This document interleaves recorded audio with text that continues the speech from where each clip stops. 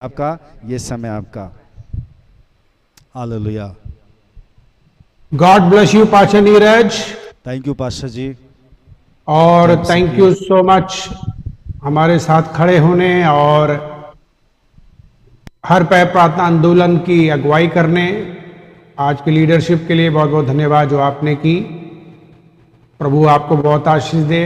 साथ साथ हमारे तमाम ऑन सारे पास्टरों के लिए जो लोग हमारे साथ जुड़े हैं और मिशनरी पास्टरों के लिए जो लोग जुड़े हैं, उन्हें हम बहुत बहुत धन्यवाद देंगे कि वे लगातार हमारे हर पैर प्रार्थना आंदोलन के साथ जुड़ करके दुआ करते हैं और अगुवाई करते हैं। बहुत ही खूबसूरत गीत शिवानी ने गाया।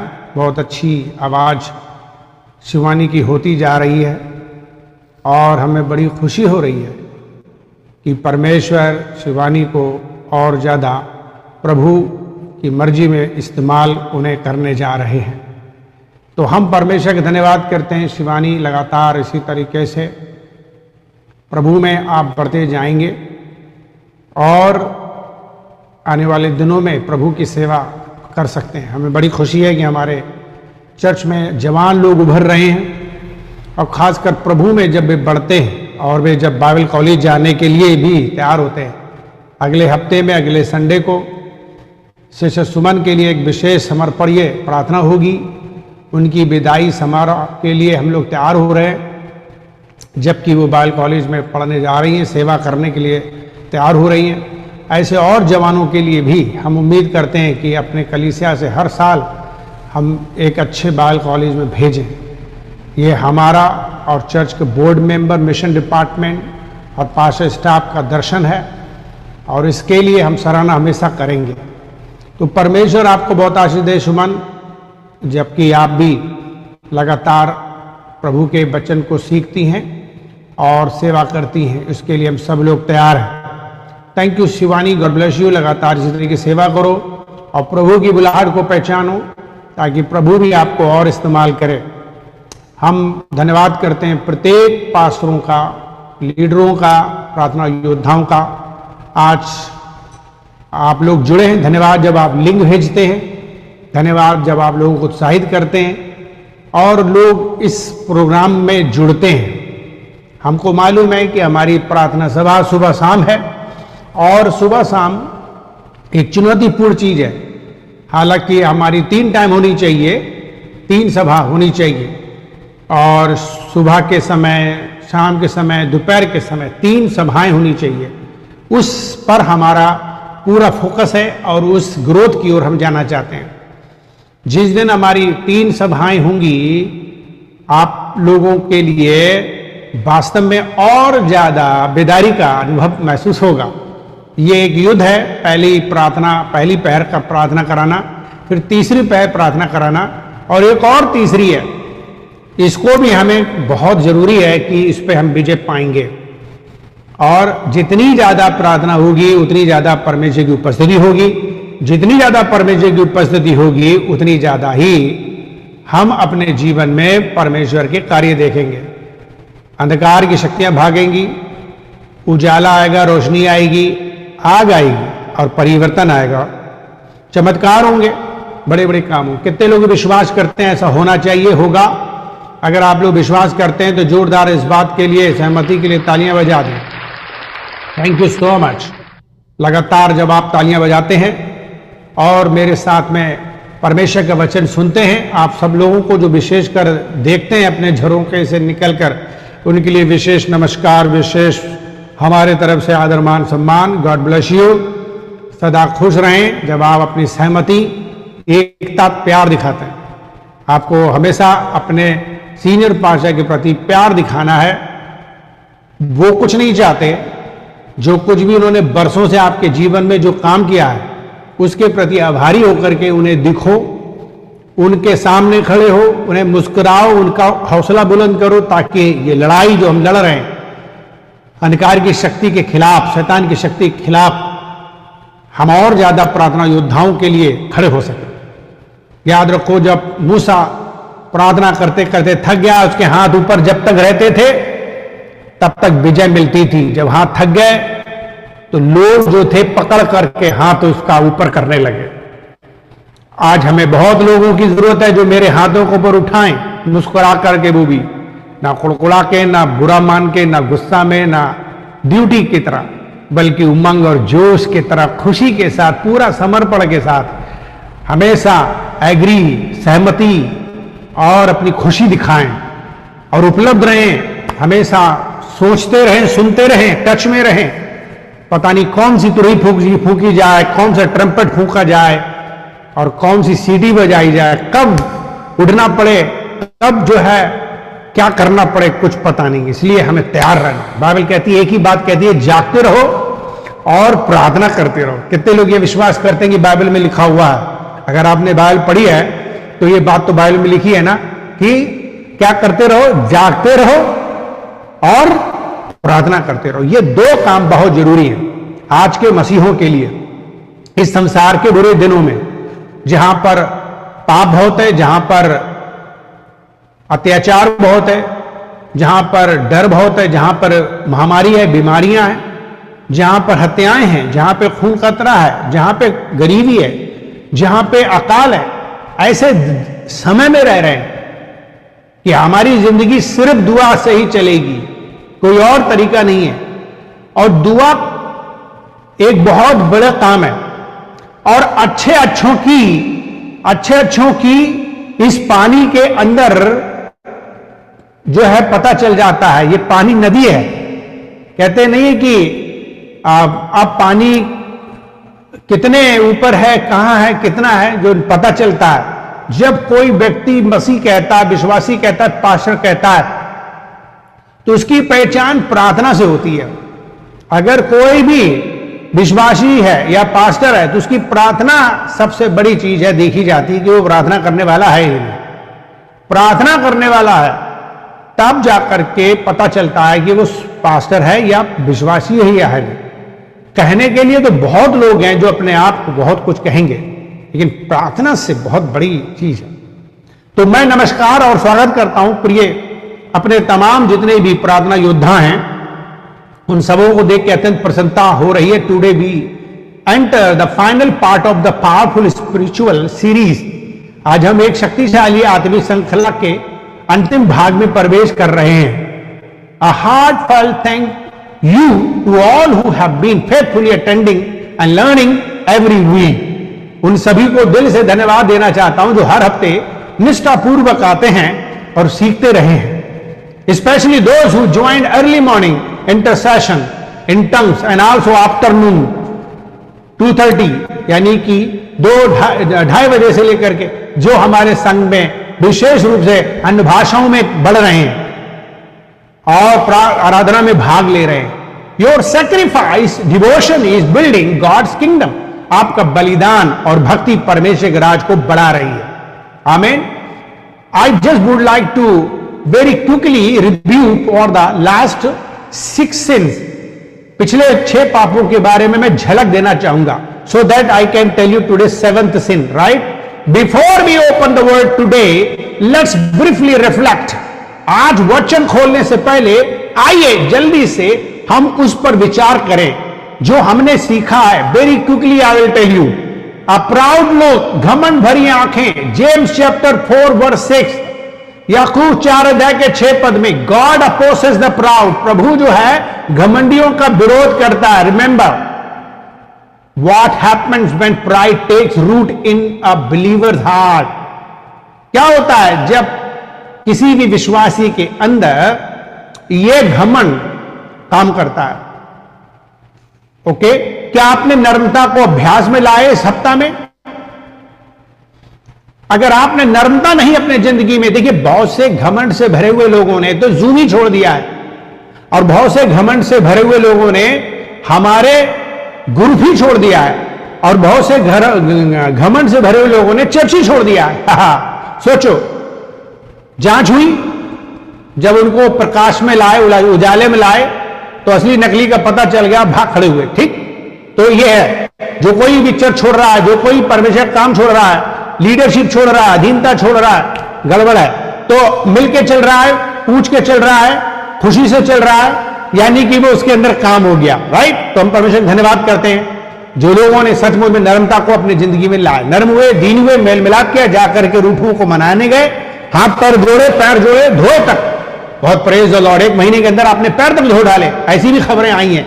तो मुझे बड़ी खुशी हो रही है कि परिवर्तन आ रहा। और अगर किसी ने नर्मता का अभ्यास नहीं किया तो इसका मतलब अभी भी संघर्ष में हैं वो लोग। उनके लिए दुआ करूंगा कि परमेश्वर उनके अंदर नर्मता का स्वभाव दे ताकि वे जीते लोगों को। सबसे बड़ी महानता इसमें लोगों को जीतना, लोगों को लेके चलना, और केवल नर्मदीन व्यक्ति ही लेके चल सकता है।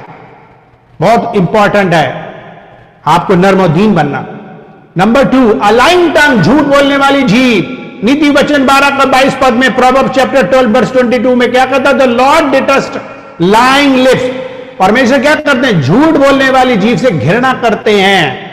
My question is, have you broken the habit of small lies and gossip? क्या आपने सत्य बोलने का अब जो है अभ्यास किया है और झूठ बोलना, गप सप मारना, लोगों की चुगली करना छोड़ दी? Very important, we have to start. Number 3, hands that shed innocent blood, निर्दोष का खून बहाने वाले हाथ। हमने आपको सिखाया था निर्गमन उसका 23 अध्याय के 7 पद में, do not kill the innocent और राइचियस। कोई भी व्यक्ति जो धर्मी है और जो निर्दोष है उसके खिलाफ कोई षड्यंत्र ना रचे, कोई उसकी बुराई ना करे, ना चुगली करे, ना उसका मानहानि करें, क्योंकि आप उसका कत्ल कर रहे हैं।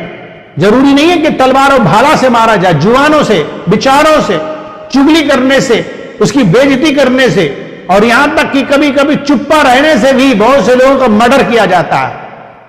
Question is, do we still justify hatred और साइलेंस व्हेन इनजस्टिस हैपन? क्या कर रहे हो? क्या हम चुप्पी से पाप में सहभागी होते हैं? जहां जिसका सम्मान करना चाहिए करते नहीं, किसी का सम्मान नहीं करते, जिसका हक है उसका हक नहीं देते, ये कत्ल है उसका स्थान नहीं देते, उसकी इज्जत नहीं करते, उसकी तारीफ नहीं करते, उसकी बड़ाई नहीं करते। जब हम लोग जिसका जो हक है नहीं देते, उसके मार जाते, खा जाते हैं। याद रखो, बहुत जरूरी है। बाइबल में बहुत सी चीजें ऐसी हैं कि हम लोग जो हैं इस तरीके का हत्या करते हैं। Number 4, a heart that devises wicked plans, दुष्ट योजनाएं रचने वाला मन। बहुत ज्यादा चुप्पा मार के दुष्ट योजनाएं बनाते हैं, अगेंस्ट चलते हैं। जर्मिया chapter 17:9 says, the heart is deceitful। और भजन संहिता कहता है, यानी कि ये जो यिर्मयाह कहता है कि मन तो बहुत धोखेबाज है और इसके अंदर असाध रोग लगा है। तो मन आपका हमेशा, याद रखिए, आपको गड़बड़ कराएगा, आपका जीवन चलाएगा। मन को ठीक कर लो, मन का दीप जला। हमेशा मन मंदिर में परमेश्वर होने चाहिए। तो अगर हमारे जीवन में दुष्ट योजना बन रही है, गलत योजना बन रही है, किसी को लत्ती मार रहे हैं, किसी की बुराई कर रहे हैं, बुरी योजना बना रहे, तो यह खतरनाक है। बहुत अच्छी बात है, हर पै प्रार्थना आंदोलन के लोग प्रार्थना कर रहे हैं, बहुत अच्छी बात है, प्रार्थना हो रही है, बहुत अच्छी बात है, सुबह शाम हो रही है, बहुत अच्छी बात है, लोग जुड़ रहे हैं, लेकिन आपकी प्रार्थना सुनी नहीं जा रही है, आपके अंदर आशीष नहीं आ रही है, आपके अंदर चमत्कार नहीं हो रहे हैं, बेदारी नहीं आ रही है। रीजन, पाप का कहीं ना कहीं राज चल रहा है। Did we surrender our thoughts and motives to God this week? क्या हमारे मन की योजना परमेश्वर के साथ मेल खा रही है? That is the most important thing. कितने लोगों को याद है? Number 5, feet the rush to evil, बुराई की ओर दौड़ते आओ। नीति वचन 1 का 16 पद में लिखा है, they are feet rush into sin, God hates, परमेश्वर घृणा करते हैं। डिड वी पॉज और pray before taking any action this week? क्या हमने इस हफ्ता हर निर्णय में प्रार्थना की? कुछ लोग क्या करते हैं, बड़ी जल्दी से बुराई करने के लिए अपने पैरों को बढ़ाते हैं, अपनी जुबानों को बढ़ाते हैं। मैं देखता हूं कि एक बंदा है जो अच्छी बातों के लिए मुंह नहीं खोलता, चुप्पा मार रहा है, लेकिन अगर उसे जरा सा भी छेड़ दो फिर फटाफट फटाफट फटाफट फटाफट फटाफट, जैसे अभी इस्राइल और ईरान की लड़ाई हो रही थी, तो आपने देखा होगा आतिशबाजी की तरह पटाखे निकल रहे हैं। आपने बहुत बार देखा होगा रील में, शॉर्ट्स में, पिचकारी कितना ऐसे ऐसे करके जो है फटाफट गोलियां निकल रही हैं, बम निकल रहे हैं। कितने लोगों ने देखा, ऐसा लग रहा है जैसे पिचकारी खेल रहे हैं लेकिन बम गिरा रहे हैं। और कहा जा रहा है इसराइल की देखो कितनी बड़ी पावर है, मार के गिराए। कुछ लोग क्या करते हैं, चुप्पा रहते हैं, लेकिन जब उन्हें छेड़ो तो इतनी खटाखट खटाखट खटाखट इतनी बुराइयां करते हैं, वो बाप रे बाप। बाद में पछताते हैं, अरे यार क्या बोल गए, क्या बोल गए। अरे भैया क्यों अपना जो है इतनी जल्दीबाजी करते हो बुराई के लिए, अच्छाई के लिए ऐसी पिचकारी की तरह नहीं खा लेंगे, किसी के लिए फुलावर देने के लिए मन ही नहीं करेगा। अरे अगर किसी को देखे अच्छा करो तो खूब चाय पिला दो, खूब समोसा बांट दो, खूब जो है उनके लिए फूल दो, वो तो करते नहीं। जिंदगी में मासूम चंडाल अपने अंदर रखे रहोगे हर चीज अच्छाइयां, कोई तारीफ नहीं करने वाला, कोई अच्छाई नहीं बोलने वाला है। हर एक की कमियां बस नजर आ रही हैं उसके अंदर, और कमियों के लिए फटाफट अंदर से जो भरा हुआ है जहर फटाफट बड़ा बड़ा बड़ा बड़ा बड़ा करके निकाल के हम सत्यानाश कर देते हैं, उसकी दशा खराब कर दे, अपनी भी दशा खराब कर लेते हैं। मेरे भाइयों बहनों, मैं जो इतनी भाव में बात करता हूं, रिलेटिव बात करता हूं, तो थोड़ा सा मेरे भाव को समझो कि ऐसा हो रहा है। इसलिए मैं कह रहा हूं कि लोग क्या करते हैं बुराई के लिए खड़ा। अभी देखिए क्या होता है कि जब किसी को आपने कुछ कह दिया, उसके अंदर एकदम से नाक जिंदा हो जाता है, और फिर वो केवल उसका एक ही काम रहता है, मैं इसे डसूंगी, मैं इसे डस के मानूंगी, जब तक मैं इसे नोच नहीं लूंगी, जब तक मैं इसे खा नहीं लूंगी, जब तक मैं इसे चब नहीं लूंगी, जब तक मैं इसे गिरा नहीं दूंगी, मुझे चैन नहीं पड़ेगा, नींद नहीं आएगी, रोटी मेरी हजम नहीं होगी। आप समझ रहे हो ना। बेचारा एलिया डर के मारे भाग रहा, उस औरत की वजह से, उस रानी की वजह से। कितने लोगों ने स्टोरी देखा, जब एलिया ने बहुत बड़ा काम किया तो वहां के राजा ने, उसकी पत्नी ने कहा, मैं जब तक एलिया को मार नहीं डालू चैन से रोटी नहीं खाऊंगी। हाँ, तो बेचारा डर के मारे झाऊ के पेड़ के अंदर छुप गया जाके। कई बार ऐसे ही होता है कि हम लोगों को ऐसा जो है बुराई करने के लिए, अब परमेश्वर के भक्तों के लिए, परमेश्वर के बड़े बड़े लोगों के लिए ऐसा हमला करते हैं। प्यारो याद रखना, हमें जल्दी नहीं करनी। कोई हमसे कुछ कह दे बर्दाश्त करो, कोई हमसे कुछ कह दे दुआ करो, क्षमा करो, प्यार करो। बाइबल कहती बुराई को भलाई से जीत लो। अगर कोई तुम्हारे गाल थप्पड़ मारे, तुम दूसरा खड़ाक से दे दो, लो भैया लो, तसल्ली मिल जाए तुम्हें। और बताओ क्या कर दे हम तुम्हारे लिए। आज भी मेरे जिंदगी में जब भी कोई मेरे को सताता है, मैं उसके लिए दुआ करता हूं। जब कोई मेरे संग मुझे बुराई करता है, मैं उसके लिए फूल देता हूं, उसके लिए खाना देता हूं, उसके लिए कपड़े देता हूं, उसके लिए गिफ्ट देता हूं। मुझे बड़ी खुशी होती है ऐसा करके, क्योंकि मैं बुराई को क्या कर रहा हूं, भलाई से जीत रहा हूं। हमेशा याद रखना, लोग आपका बुरा करेंगे, आपको बुरा करने की जरूरत नहीं है। एकदम से मत भागो, कोई छेड़ दे, कोई कह दे, चुप्पा रहो, बर्दाश्त करो। बाइबल कहती है परमेश्वर को काम करने दो। कोई तुम्हें मारे, पीटे, तुम्हारा लूट ले, तुम्हें गालियां दे दे, तुम्हारे लिए बेइज्जती करे, तुम्हारा पद छीन ले, तुम्हें नीचे गिरा दे, नो प्रॉब्लम। परमेश्वर है, वो करेगा न्याय। क्यों परेशान हो रहे हो सकता है हमारा परमेश्वर हमको ही सिखा रहा हो, हमें टटोल रहा हो, हमें और नरम बना रहा हो। जांचो तो, जल्दी से अपनी पिक्चर खराब कर दे रहे हो बुरा बोल के। अच्छाइयों के लिए क्यों तेजी क्यों नहीं करते, तारीफ के लिए क्यों इतनी अच्छी करते। याद रखो, हमें अपने जिंदगी में निर्णय लेने से पहले, बोलने से पहले, कुछ भी कदम उठाने से पहले सोचना होगा, दुआ करनी होगी। कितने लोग ये बात पर विश्वास कर रहे हैं कि बात सही कह रहे हैं। अगर सही कह रहे हैं तालियां बजा दीजिए, वरना बैठे रहिए। अगला क्या है, तालियों की आवाज मुझे नहीं आई, ये अब आई है। थैंक यू सो मच, अच्छा लगता है। छठी चीज क्या है, छठी चीज क्या, ए फॉल्स विटनेस हु स्पीक लाई, झूठी गवाही देने वाला। Thank you. नीति निर्गमन उसका 20 अध्याय के 16 पद में क्या लिखा है, you shall not bear false witness. Did we protect someone reputations और पार्टिसिपेट इन स्लैंडर। क्या हम गवाही और शब्दों में परमेश्वर के प्रतिनिधि बने? क्या हमने किसी की गवाही की सुरक्षा दी, उसकी पोजीशन की रक्षा करी, उसका पद। मान लो कोई भी हमारा बाप, उससे गलती हो रही है। नीति वचन आपने बाइबल में पढ़ा होगा कि जब लोग पाप को ढांपते हैं किसी के, तो परमेश्वर उनको बहुत आशीष देता है, और उनके पाप को अगर हम उजागर करते हैं तो ये बड़ी गंदी बात है।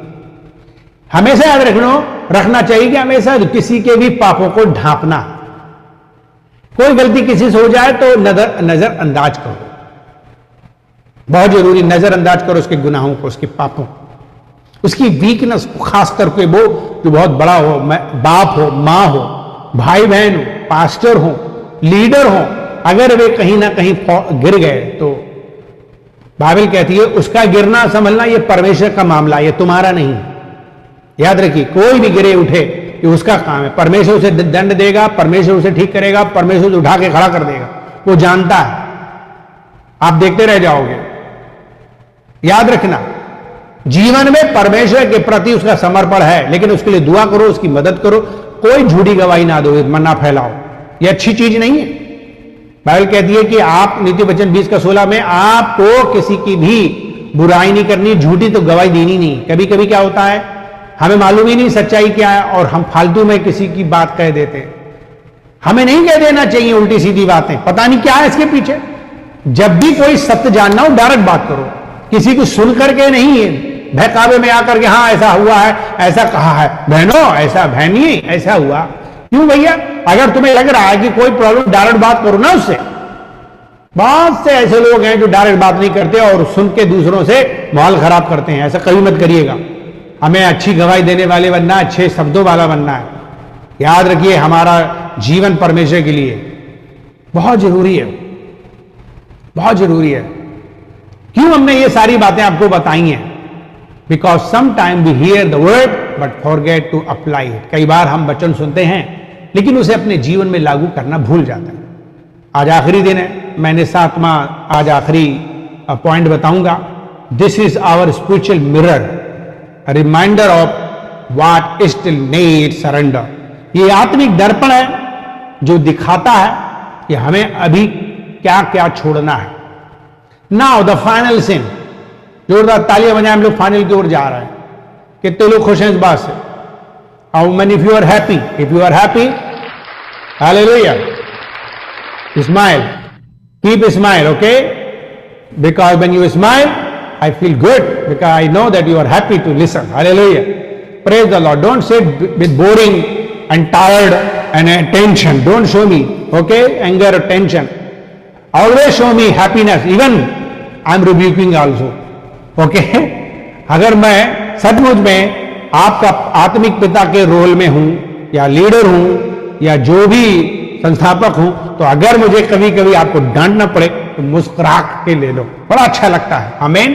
दिल को जीत सकता है वही व्यक्ति जो मुस्कुरा सकता है डांट पे। याद रखिए, ये ठोक लीजिए अपने दिल दिमाग में कि जब भी कोई बड़ा लीडर, बाप डांटे तो मुस्कुराना सीखो, तुम देखना कितनी ज्यादा आशीष आएगी।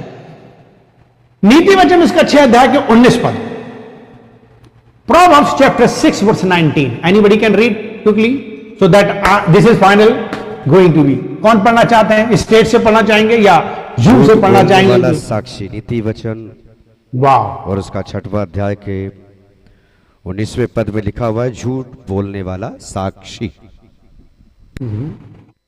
19 very good, thank you pastor Virendra, बहुत अच्छी आवाज में आपने बोला। नीति वचन 6 का 19 पद में लिखा, जो भाइयों में क्या करता है? फूट डालता करने वाला मनुष्य। दैट इज द, हाँ, तो जो झगड़ा उत्पन्न करता है भाइयों, बहुत इंपॉर्टेंट है। भाई का मतलब सिर्फ भाई नहीं, बहनों भी है, ओके, भाइयों बहनों, इसका मतलब मंडली, संगति, पड़ोसी। ये बहुत मुश्किल से बनता है, एकता बड़ी मुश्किल से बनती है। किसी भी घर को बनाना बहुत मेहनत का काम है, लेकिन एक अचानक से कोई बुलडोजर आ जाए और उसको गिरा दे, कितना बुरा लगता है। कितने लोगों ने अपने जिंदगी में ऐसे खड़े खड़े आंखों से देखा है, सब चीज तहस नहस हो जाए, डैमेज हो जाए। आपका बना बनाया घर, आपका बना बनाया खाना है, कोई उस पर पानी फेर दे, कैसे लगता है? इट्स नॉट इजी, ये आसान नहीं है। बड़ा मुश्किल से चर्च बनता है, बड़ी मुश्किल से मंडली बनती है, बड़ी मुश्किल से संगति बनती है, बड़ी मुश्किल से सबको एक किया जाता है, उसके लिए मेहनत होती है, बहुत दुख उठाया जाता है। ये क्या आपको एहसास है? एक झुंड बनाना आसान है, लेकिन झुंड को तितर बितर करने का काम किसका है? सिर्फ शैतान का, भेड़िए का। याद रखो, हमारे बीच में भेड़िए आते हैं, वो केवल मंडली को तितर-बितर करते हैं, संगति को तितर-बितर करते हैं, मंडली को एक नहीं होने देते। यीशु मसीह यूहन्ना उसका 17 अध्याय में दुआ करता है, प्रभु इन्हें एक कर दे। हमारा परमेश्वर एक है, पिता पुत्र पवित्र आत्मा, कभी अलग नहीं होते, और वो चाहते हैं कि उसकी कलीसिया भी एक रहे हमेशा, और हम लोगों को एक होना चाहिए। आज एकता को तोड़ने के लिए शैतान का कड़वा बीज बहुतों के जीवन में आता है। उससे परमेश्वर घृणा करके जो भाइयों के बीच में झगड़ा उत्पन्न करवाता है, जो फूट डालता है, जो मंडली को तोड़ता है, जो संगति को तोड़ता है, कोई ना कोई लड़ाई, कोई ना कोई विरोध भाषा करता है। बहुत प्रॉब्लम है आज के युग में, जहां कलीसियाएं इसी से संघर्ष कर रही हैं। ज्यादातर कलीसियाएं नहीं बढ़ पाई। आपको मालूम है, जिन कलीसियाओं में हर पैर प्रार्थना आंदोलन नहीं चल रहा, वो टूटी हुई हैं, बर्बाद है। वो हो सकता है उनके पास पैसा हो, बढ़िया बिल्डिंग हो, लेकिन वे बर्बाद हैं क्योंकि उनके अंदर फूट पड़ी हुई है, फूट। This sin is extremely dangerous. It destroy unity, kills revival, poison the body of Christ. यह पाप अत्यंत घातक है, एकता को तोड़ता है, प्रकृति को समाप्त कर देता है, मसीह की देह को विषैला बना देता है। हमने बहुत बार अपने शहर के लिए बेदारियों का कार्यक्रम किए, जागृति के कार्यक्रम किए, इकट्ठा किया, भीड़ लाते थे, बहुत बहुत बड़ी भीड़ ले आते थे। जो लोग हमें जानते हैं वो अच्छे तरीके से जानते हैं पाटिल ने क्या क्या किया इलाहाबाद में। बहुत बड़ी पूरी कोशिश रहती थी पूरा इलाहाबाद आ जाए। हमने एक किया, गरीब लोगों को भी, रईस लोगों को भी, टेढ़े लोगों को भी,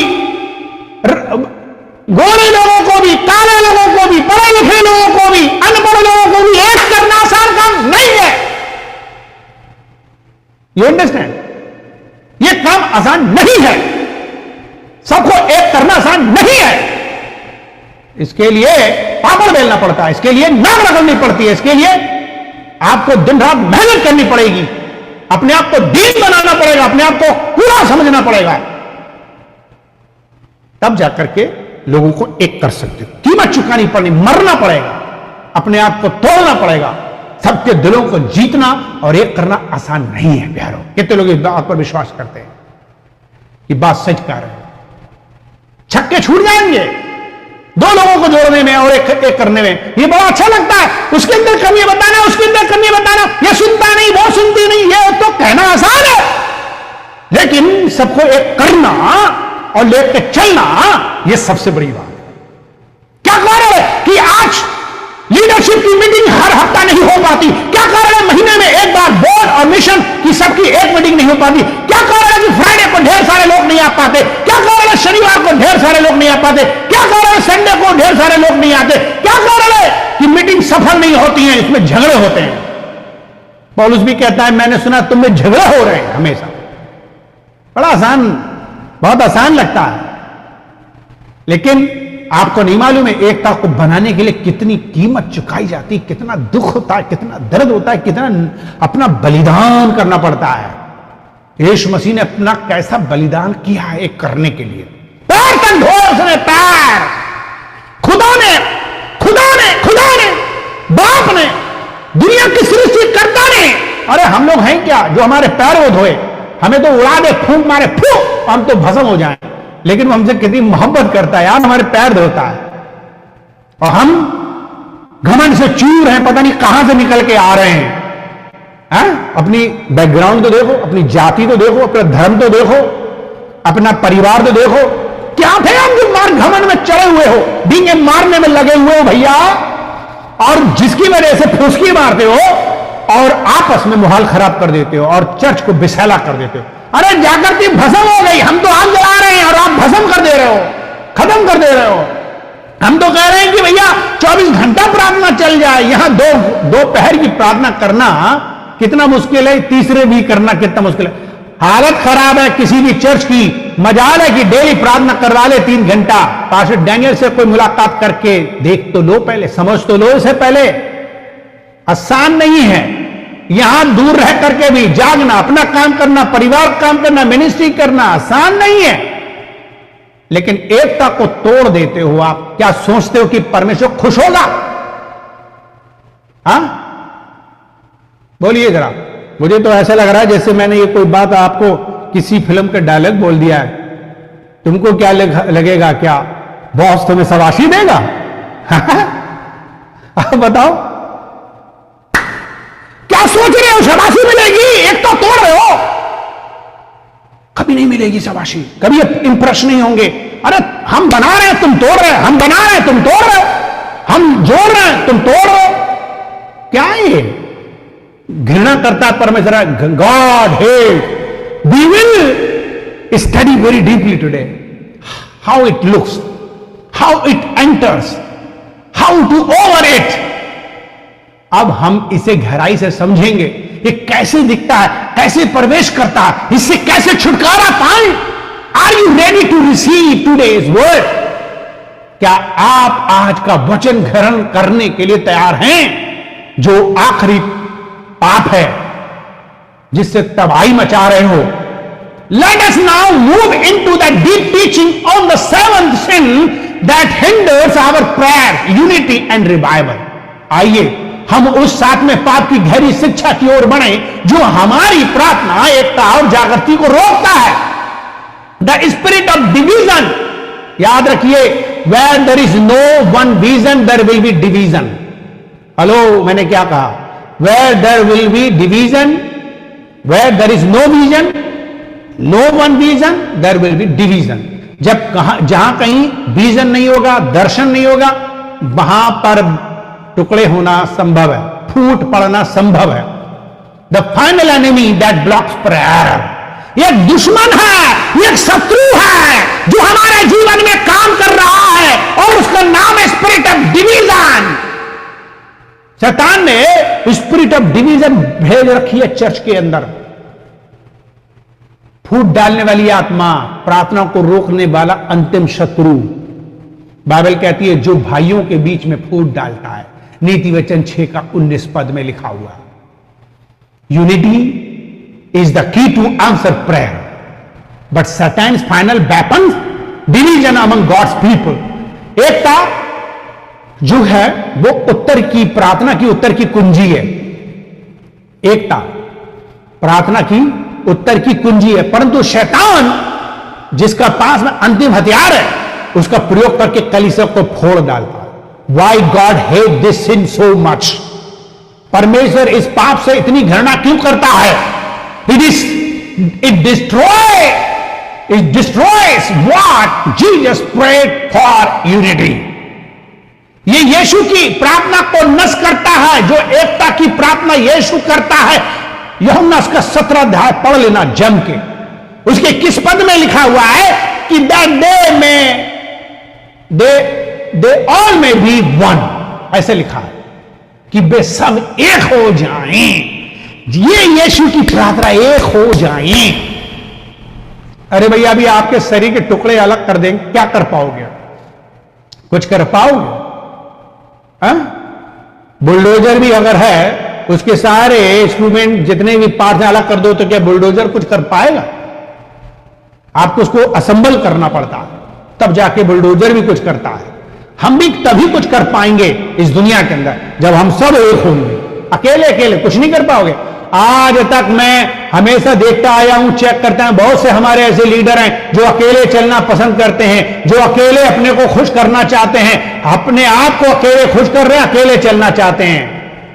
हाँ, जीवन में हमेशा अकेले चल रहे हैं, मीडिया में अकेले चल रहे हैं, वर्शिप में अकेले चल रहे हैं, प्रेयर मिनिस्ट्री में अकेले चल रहे हैं। सिर्फ मैं, या ज्यादा से ज्यादा मेरी पत्नी, या ज्यादा से ज्यादा मेरे बच्चे डपटी पीट रहे हो अकेले। जाओ, गाड़ी में जा रहे हो, अरे कार में जा रहे हो तो 5 लोगों को ले जा सकते हो ना, अकेले जाएंगे, अकेले आएंगे, अकेले। बाइबल कहती है, साफ साफ कहती है, मनुष्य का अकेला रहना खतरनाक है।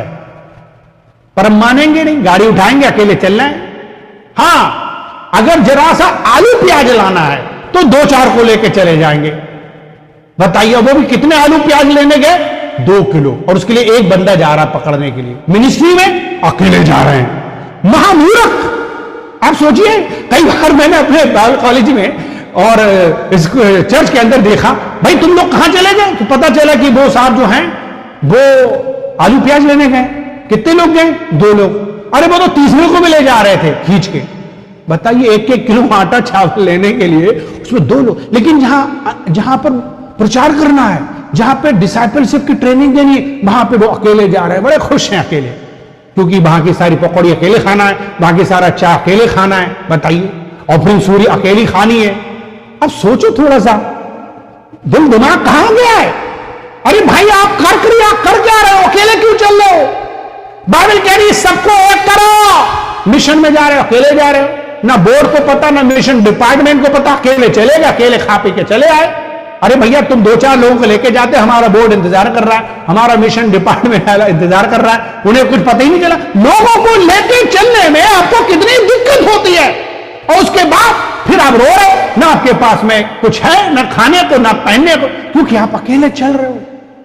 जितना ज्यादा लोगों को लेके चलोगे, आपकी उतनी सहायता होगी, इतने बड़े काम होंगे। याद रखो, चर्च कभी किसी इंसान से अकेले से नहीं चलता। मेरी जिंदगी की कोशिश रही है, मैंने अपना निवाला, अपना खाना, अपना पैसा, अपना तनख्वाह सारा मैंने अब WAG चर्च में लगाता रहा, ताकि लोग बढ़ते चले जाएं। मेरी आज की भी ठूस के दिल दिमाग में है कि मेरे 12 डिवीजन हो, मेरे 12 पास्टर हो।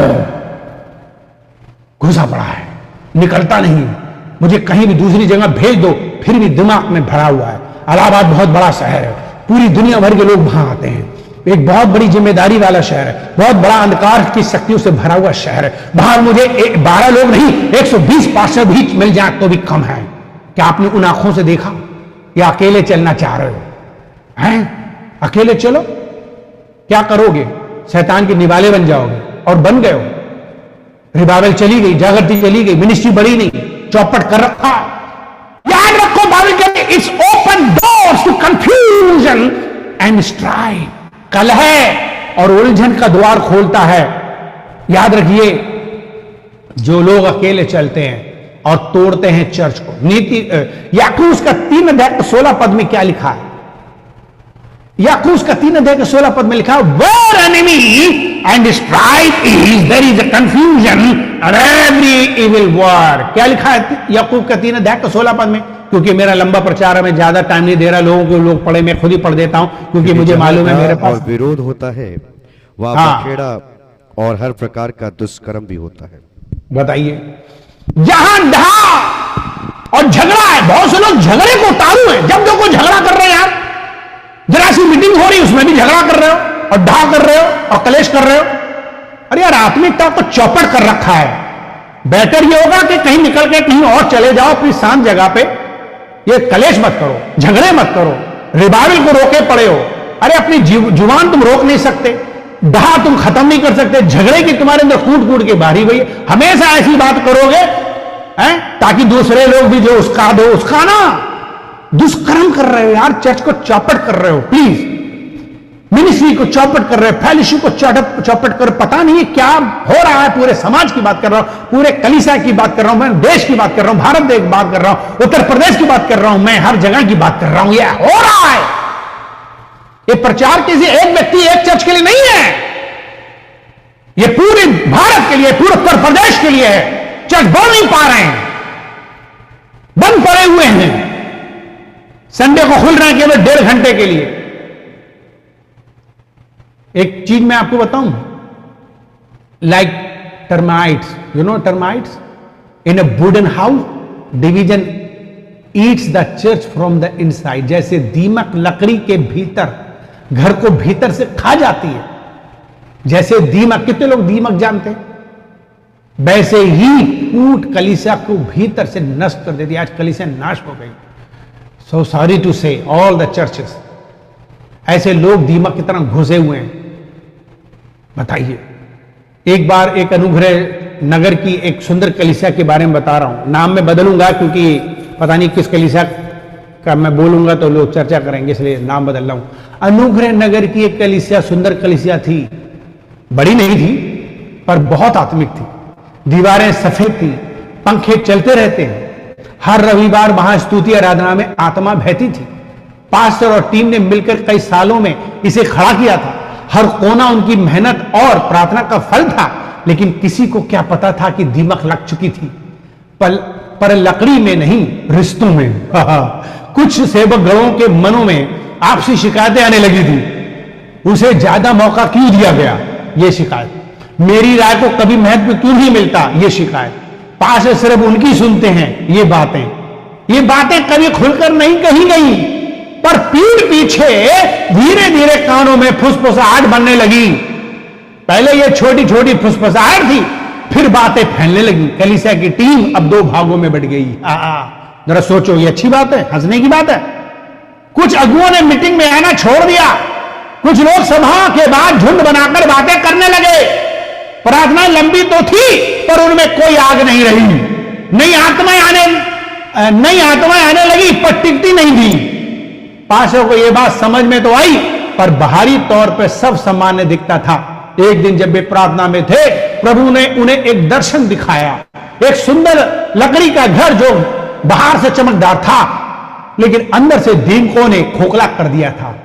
तभी प्रभु ने कहा, जैसे दीमक लकड़ी के घर को भीतर से खा जाती है, वैसे ही फूट कलीसिया को भीतर से नष्ट कर देती है। उस दिन पास्टर ने एक खास सभा बुलाई। उन्होंने किसी पर आरोप नहीं लगाया, पर एक गहरी सच्चाई साझा की। क्या सच्चाई साझा की? उन्होंने कहा, हम आत्मिक घर बना रहे हैं, लेकिन घर में अगर हमें प्रेम नहीं है, क्षमा नहीं है, एकता नहीं है, तो दीमक काम कर रही है। हम सबको खुद को जांचना होगा। बहुत से लोगों की आंखों में आंसू आ गए। कुछ खड़े हुए सार्वजनिक रूप से कहे, हमने फूट डाली थी, पास्टर जी हमें क्षमा कर दीजिए। यह बेदारी के एक लक्षण है, जब लोग अपनी अपनी गलती मानने लगे और फूट फूट कर रोने लगे। हम फिर से एक होंगे जैसे यीशु चाहता है। उस दिन से आत्मिक मरम्मत शुरू हुई। फूट की दीमक निकाली गई और एकता के रंग से फिर से दीवारें रंग गई। कितनी बढ़िया बात, जोरदार ताली बजाओ। आप नहीं बज रही। ऐसा परिवर्तन उस चर्च में आ गया। बात समझ में आ रहा है? जैसे दीमक लकड़ी के घर को भीतर से खा जाती है, वैसे ही फूट कलीसिया को भीतर से नष्ट कर देती है। फूट एक धीमी मौत है, दिखाई नहीं देती। फूट फूट फूट फूट, हमेशा फूट रहे, हमेशा लड़ रहे, हमेशा फूट रहे हैं, दिखाई नहीं देती, पर नष्ट कर देती है कलीसिया को, एकता को। एकता कोई संगठन नहीं, वो आत्मिक सुरक्षा। जहां प्रेम, क्षमा, नरमता है, वहां परमेश्वर का घर सुरक्षित। कान खोलकर सुन लीजिए। How division begins. फूट कैसे शुरू होती है? फूट कैसे शुरू होती है? Through gossiping and whispering. Gossiping और विस्परिंग क्या है इंग्लिश में? हिंदी में चुगली करना, कानाफूसी करना। हाय हाय, ये चुगली क्या होती है और ये कानाफूसी क्या होती है? बड़ा मजा आता है हर एक को सुनने में। चुगली करो, कितने खुश हो जाते हैं। भाई चाय पिलाओ से और अगर उन्होंने कानाफूसी और कर दी, बेटा बेटी पकौड़ी भी और बना दे, बहुत अच्छी बात कर रहे हैं ये पास्टर डैनियल के बारे में, हाँ थोड़ा सा और सुनाओ, बड़ा मजा आता है। उनकी कोई पीक पॉइंट मिले, मजा आता है। नीति वचन उसका 16 अध्याय उसके 28 पद में क्या लिखा? कुटिल व्यक्ति झगड़ा उठाता है और चुगलखोर मित्रों को अलग कर देता है। देखो बाइबल में लिखा है, नीति वचन 16:28 पढ़ लेना आप। परवर्स A perverse person stirs up conflict and a gossip separates close friends। ये होता है कुटिल व्यक्ति झगड़ा उठा। कुछ लोगों को मजा आता है, जहां जाएंगे अच्छा उनका नाम कैसे हो रहा, उनकी पहचान कैसे, उनकी मिनिस्ट्री बढ़ कह रही, मेरा कोई नाम ही नहीं, मेरी कोई पहचान ही नहीं, यार क्या है, मुझे कोई सुन ही नहीं रहा। लाओ मैं ऐसी कुछ बातें बोलूं, उनमें झगड़े हो जाएंगे। बताइए क्या ये सही है? आप अपने नाम की खातिर, अपनी पहचान की खातिर, अपने आदर मान सम्मान के चक्कर में लगे हो। Through jealous and hidden offence, ईर्ष्या और छुपे हुए अपमान के द्वारा। जब आपके अंदर कोई ईर्ष्या होती है और अपमान के चक्कर में पड़े रहते हो, तो क्या करते हो? चुगली और खानापूसी करोगे आप। देखिए ये बातें बाइबल की और सच्ची हैं और ये इलाज है। और मैं आपको बता रहा हूं, जब महारोग हो जाता है तो ऑपरेशन ही होता है। ऑपरेशन याद रखिए, फाइनल है, फाइनल ऑपरेशन पे चल रहे हैं। अगर इस पे भी नहीं सुधरे तो बाइबल कहती है, जो बार बार डांटे जाने पर भी हट करता है वो अचानक नाश हो जाएगा। कोई इलाज नहीं आएगा। इलाज याद रखिएगा, ये लास्ट वार्निंग है, लास्ट चेतावनी है। जागृति की ओर जाना चाहते हैं, एकता की ओर जाना चाहते हैं, बेदारी की ओर जाना चाहते हैं, बहुत बड़े लेवल पर जाना चाहते हैं, अब भी बचो, दूसरों को बचाओ।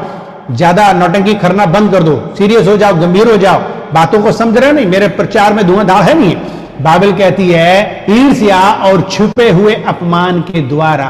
पहला कुरिन्थियों का 3 अध्याय के 3 पद में कितने लोगों को वचन मिल रहा है, कितने लोगों को समझ में आ रहा है? क्या लिखा 3 के 3 पद में पहला कुरिन्थियों? पढ़ो, कितनी बड़ी स्टोरी बताता हूं आपको अगली। कोई बताएगा 3 अध्याय के 3 पद में? क्या सुन रहे हो नहीं? ध्यान रखिएगा, लिखा पढ़ी करते रहिएगा, दीन होकर के सुनते रहिए। जितना ज्यादा अधीनता का जीवन दिखाओगे मजा आएगा। क्या लिखा है 3 के 3 पद में? क्योंकि अब तक शारीरिक हो, हाँ, कि जब तुम में ढा और झगड़ा है तो क्या तुम शारीरिक नहीं और क्या मनुष्य की रीति पर नहीं चलते? हाँ, जब तक तुम ढहा कर रहे हो, जब तक तुम झगड़ा कर रहे हो, अरे यार कोई भी मीटिंग ऐसी नहीं जाती है जिसमें तुम जो है कानाफूसी या ढा झगड़ा कलेश विरोध नहीं करते। बताइए, तुम्हारा बाप जिसने पैदा किया या जिसने तुम्हें बनाया या तुम्हें खिलाया पिलाया, अगर वो कोई राय दे रहा है, सलाह दे रहा है, योजना बता रहा है, तुम उसके विषय में उल्टी सीधी बातें कर रहे हो, ढा कर रहे हो, झगड़ा कर रहे हो। बाइबल कहती है तुम्हारी बात हाँ की हाँ हो, ना की ना हो। बाइबल कहती है एक बात करो, अधीनता की बात करो।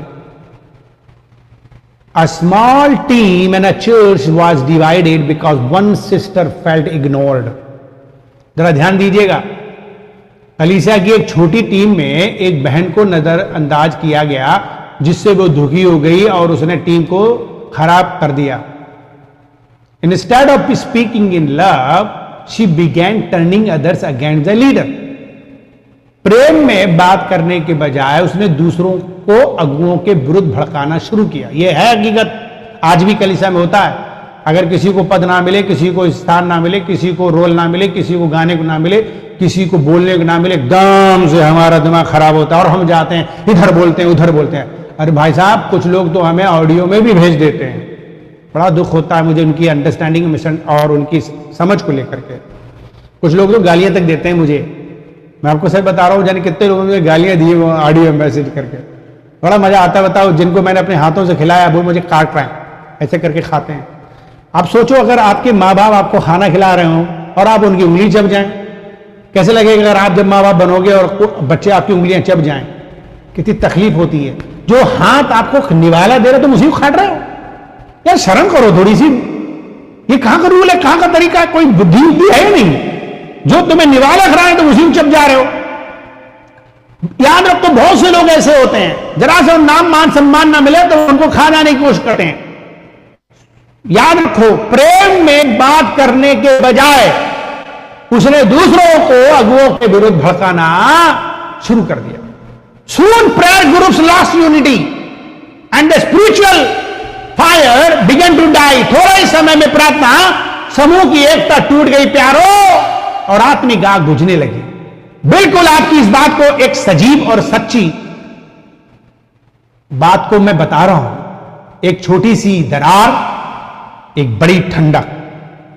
देखो, ये स्टोरी है। एक बार एक कलीसिया में एक छोटी प्रार्थना टीम थी। बड़ा ध्यान सुनना, स्टोरी है ये, और ये हकीकत की है। मैं नाम नहीं बताऊंगा, लेकिन ये हकीकत। एक बार एक कलीसिया में एक छोटी प्रार्थना टीम थी, लेकिन समर्पित प्रार्थना टीम थी। बहुत अच्छी बात है। हफ्ते में 3 बार मिलकर के वे प्रार्थना करते थे, घरों में विजिट करते थे और कलीसिया में आत्मिक आग को बनाए रखते थे। इस टीम में एक बहन थी, उसका नाम था अनुजा। ओके, बना हुआ नाम है। उसका नाम क्या था? अनुजा। वो हमेशा समय पर आती थी, दिल से सेवा करती थी और अगुए से भी बहुत गहरी लगाव रखती थी। अगुआ से समझ लो बहुत प्यार भी था।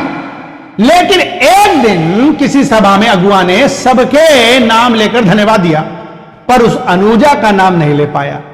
भूल गया, चूक है, इंसान है, कोई वजह रही होगी। वो बात छोटी थी, लेकिन अनुजा के दिल में गहरी चुभ गई। ओहो, घायल हो गई। उसे लगा मेरी मेहनत की कोई कदर नहीं कर रहा है, मैं तो जैसे किसी को दिखती ही नहीं। उसने अगुए से सीधे बात करने या प्रेम में समझाने के बजाय दूसरों से कहना शुरू कर दिया, अगुआ तो बस अपने पसंदीदा लोगों को ही मानते हैं, हमें तो सिर्फ इस्तेमाल करते हैं, बाहर चूल्हे में जाए है, हम मेहनत कर रहे हैं, हम ये कर रहे हैं, वो कर रहे हैं, दुनिया भर की बातें कहने लगी। धीरे धीरे उसने एक दो और बहनों को भी अपने दुख में शामिल कर लिया। फिर वे अगुए की हर बात में कमी निकालने लगी। देखो ऐसा नहीं होना चाहिए, ऐसा नहीं होना चाहिए, ऐसा नहीं करना चाहिए। डायरेक्ट तो कह नहीं पा रहे, प्रोग्राम के खिलाफ चल रहे हैं, मीटिंग के खिलाफ चल रहे हैं, जो हमने जो कुछ भी बनाया उसके खिलाफ चल रहे हैं। डायरेक्ट तो कह नहीं पा रहे हैं, अब कमियां किसी और को बता रहे हैं, मतलब विरोध कर रहे हैं। जब अगुआ कुछ सिखाते तो वे कानाफूसी करते, बातों को तोड़ मरोड़ कर दूसरों तक पहुंचाती। ये उसका काम हो गया। बताइए, कुछ ही हफ्तों में प्रार्थना मीटिंग में एकता टूटने लगी, कोई एक दूसरे के लिए प्रार्थना नहीं करता। अब आत्मिक बोझ और परमेश्वर की उपस्थिति धीरे धीरे कम होने लगी। एक उत्साही समूह ठंडा और बट गया और कमजोर हो गया। ये बात समझ में आ रहा है? टुकड़े हो गए। पास्टर ने जब देखा कि आत्मिक प्रभाव कम हो गया है, उन्होंने पूरी टीम को बुलाया और विनम्रता से कहा, जब हम प्रेम में ना बोलें और दूसरों को भड़काएं तो परमेश्वर की आत्मा दुखी हो जाती है, एकता टूटती है और आग बुझ जाती है। तो वो बात बहन अनुजा के दिल में लग गई। वो रोते हुए अगुए के पास आई, माफी मांगी और कहा, मैंने प्रेम में नहीं कटुता में बात कही थी और सब कुछ मैंने खो दिया। उस दिन के बाद प्रार्थना टीम ने एक नई शुरुआत की। उन्होंने एकता में चलना सीखा और प्रेम में बोलना सीखा और अगुओं की मर्यादा को समझा। फिर से आत्मिक आग जल उठी। ये बिल्कुल सच है। कितने लोग इस कहानी को समझे और ये ऐसा हो गया, उस कलीसिया में जोरदार ताली बजा दें अगर समझ में आ गया तो। और ये करना पड़ेगा आपको। अगर आपकी कलीसिया में आवाज नहीं आई मेरे उतारिए से, थैंक यू सो मच। कलीसिया की एक छोटी टीम में एक बहन को नजरअंदाज कर दिया गया और गलती से, जिससे वो दुखी हो गई। प्रेम में बात करने के बजाय उसने दूसरों अगुओं के विरोध भड़काना चालू कर दिया। थोड़े ही समय में प्रार्थना समूह की एकता टूट गई और आत्मिक आग बुझने लगी। यही हो रहा। कलीसिया में चोट तो कभी कभी लगती है, पर जवाब प्रेम का हो, ना कि विरोध का हो। अगर कोई कुछ भी कहे जाए, कुछ बोल जाए, कोई बात नहीं, आपका रिएक्शन कैसे होना चाहिए बहुत जरूरी है। कैसे रिएक्ट करते हो आप? बातें दिल में रखने से नहीं, प्रेम से बोलने से समाधान आता है। कुछ लोग उल्टे चलेंगे, उल्टे चलने से आपका नुकसान है और तबाह होगा चर्च। जब देख रहे कि कोई उल्टा सीधे चल रहे हैं तो तुम और जाके अच्छे से पेश आओ। जब हम एकता को बचाते हैं तभी परमेश्वर की उपस्थिति बनी रहती। याद रखो, जो लोग फूट डाल रहे हैं, एकता को नहीं बचा रहे हैं, परमेश्वर उनसे घृणा करता है। क्या सीखा हमने? शिकायत से नहीं, प्रेम से बात करें। बोलो दूसरे से, शिकायत से नहीं, प्रेम से बात करो। हालेलुया। कितने लोगों ने बोला हमें आवाज नहीं आई किसी, कोई बात नहीं, पर आपके मुंह दिख रहे हैं। Why it blocks prayer? क्यों ये प्रार्थना रोकता है? बताइए, हमारी प्रार्थना कैसे रोकी जाती, क्यों रोकी जाती है? God only bless unity. याद रखिएगा, परमेश्वर केवल यूनिटी को आशीष देगा। जहां कहीं लिखा नहीं, जहां कहीं दो तीन लोग एक होकर के दुआ करेंगे, बांधेंगे बंधेगा, खोलेंगे खुलेगा, नहीं लिखा। परमेश्वर केवल एकता को पसंद करते हैं। जो लोग विस्फोट करते हैं, तोड़ते हैं, कानाफूसी करते हैं, झगड़े करते हैं, तोड़ते हैं, माहौल खराब करते हैं, माहौल खराब करने वाला बहुत दंडित होगा। याद रखिएगा, बड़ा मुश्किल से चर्च बनता है, बड़ी मुश्किल से एकता आती है। तुम तो अपनी जिबिया से, अपने अहंकार से, घमंड से 2 मिनट में हमारा एकता को तोड़ देते हो। भजन संहिता 133 अध्याय के 1 से और 3 पद में क्या लिखा है? 133 अध्याय में पढ़िए, ये वचन पढ़ना चाहिए पास्टर वीरेंद्र। 133 अध्याय और उसका 1 और 3 पद, 1 और 3 पद। देर हो रही है। भजन संहिता बोल रहे हैं, 133 अध्याय बोल रहे हैं, उसका 1 और 3 पद। आवाज नहीं आ रही पास्टर वीरेंद्र, आप बोल रहे होंगे शायद। पास्टर आज आवाज को बढ़ाते जाइए ताकि समझ में आ जाए। Thank you so much. देखो, क्या ही भली और मनोहर बात है कि भाई लोग आपस में मिले रहे।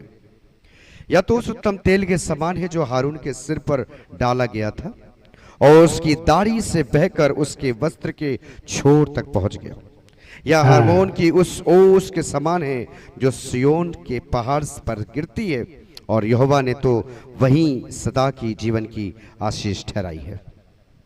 Thank you pastor Varinder. देखिए, जब आप एकता लाते हो तो अभिषेक आता, दर्शन मिलेंगे, चमत्कार होंगे, बड़े बड़े काम होंगे, भीड़ आई, चर्च बढ़ेगा, लीडरशिप बढ़ेगी, जूम बढ़ेगा। आज बहुत मुश्किल से 70 लोग होंगे, हालांकि 77 हैं, वो दिन दूर नहीं होगा इसके अंदर 300 लोग जुड़ेंगे। अगर आप लोग चाह लें, एकता को तोड़ने ना दें, सबको जीत लें, भाई साहब चर्च के अंदर हजारों भीड़ आ जाएगी। लिख लो मेरी बात को, और कोई तरकीब नहीं है। जो आज भीड़ नहीं आ रही है इसलिए नहीं कि प्रचार की कमी है, इसलिए नहीं कि प्रार्थना की कमी है, इसलिए नहीं कि इंतजाम की कमी है, बिल्कुल नहीं है, बहुत किया गया है।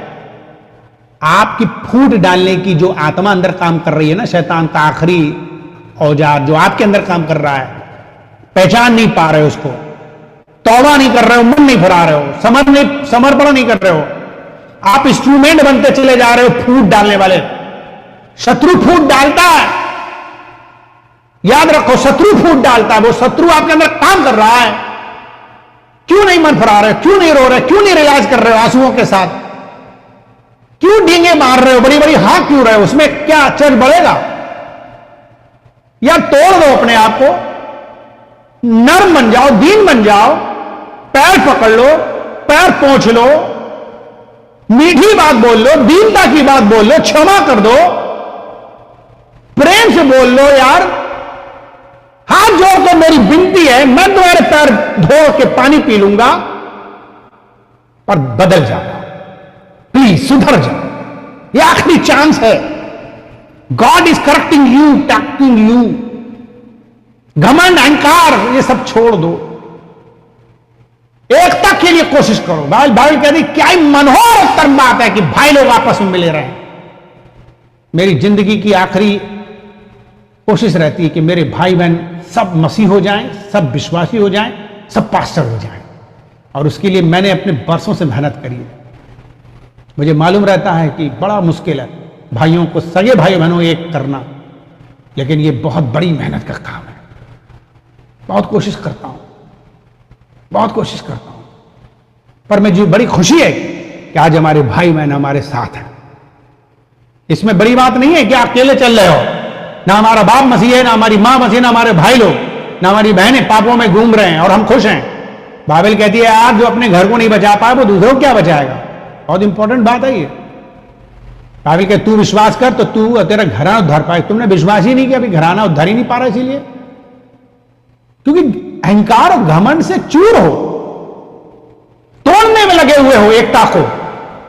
जब लोग देखेंगे पास्टरों की एकता नहीं है, जब देखेंगे लीडरों की एकता नहीं, कौन आएगा? कोई तुम्हारे लड़ाई झगड़े में नहीं आना चाहता, तुम्हारे मामले में नहीं आना चाहता, क्योंकि तुम जब भी मीटिंग करते हो मार आगबुल हो जाते हो, मार फूट डाल रहे, मार कलेश हो रहा, कोई समाधान ही नहीं, कोई मीठी बात ही नहीं, कोई पवित्र आत्मा की बात ही नहीं। कौन आना चाहेगा तुम्हारे पास? कौन तुम्हारे झमेले पड़ेगा? सिर दर्द हो तो कोई नहीं आने वाला। ऐसे बन जाओ कि लोगों को सिर दर्द सही कर दो, मसाज कर डालो लोगों की, सिर दर्द दबा डालो। ऐसा कुछ करते हो? तेल लगाते हो, अभिषेक करते हो, लोगों को सिर दर्द चले जाए, लोगों को मजा आए। चर्च के अंदर क्यों आएंगे, क्यों आना चाहेंगे लोग? फूट पड़ा हुआ, जिम्मेदार आप। मरकुस 3 अध्याय के 25 पद में लिखा है, पढ़ो 3 अध्याय के 25 पद, पढ़ो 3 अध्याय के 25 पद। शत्रु फूट डालता है ताकि नाश कर सके। अरे यार, आंखें तो खोल लो, कान तो खोल लो, मन तो खोल लो, समझ तो जाओ जो बोल रहे हैं, क्या कह रहे हैं। वचन है ये परमेश्वर का, 7वां है, आखिरी है पाप। मैं बता रहा हूं, इसी में ही बेदारी है। क्या लिखा है मरकुस 3 अध्याय 25 पद में, पाशा वृंदा। और यदि किसी के घर में फूट पड़े तो वो घर कैसे स्थिर रह सकेगा? बताइए। है क्या तुम्हारे पास्टर एक है नहीं, तुम्हारे लीडर एक है नहीं, तुम सबको रोक नहीं चल सकते, सबको लेके नहीं चल सकते, सबकी कमियां बता रहे हो, और सब लोग भी एक दूसरे की कमियां बता रहे हैं। मैं इसके साथ नहीं जा सकता, मैं इसके साथ नहीं जा सकता। बाप रे बाप, मैंने अपनी जिंदगी में हमेशा ये सुना है बहुत से चर्चों में, बहुत से लीडरों के, मैं इसके साथ नहीं जा सकता, मैं इसके साथ नहीं रह सकता, मेरा कमरा अलग कर दो, हाँ, मेरा घर अलग कर दो, मेरा कमरा अलग कर दो। तुम्हारे अंदर इतनी प्रॉब्लम कूट कूट के भरा हुआ है कि तुम नहीं एडजस्ट कर पा रहे हो।